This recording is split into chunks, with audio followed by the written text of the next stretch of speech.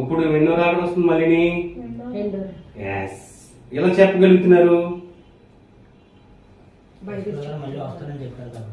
దేవుని స్తోత్రం.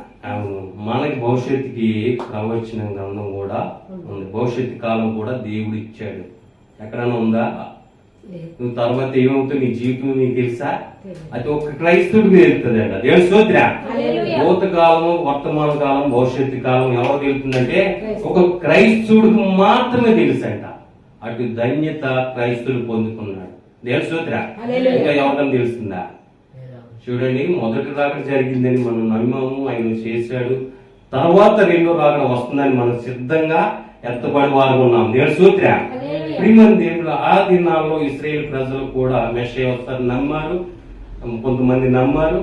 అలాగే మరొక రెండో రాకడ మనం వర్తమాన కాలంలో మనము విశ్వసిస్తున్నామా లేదా?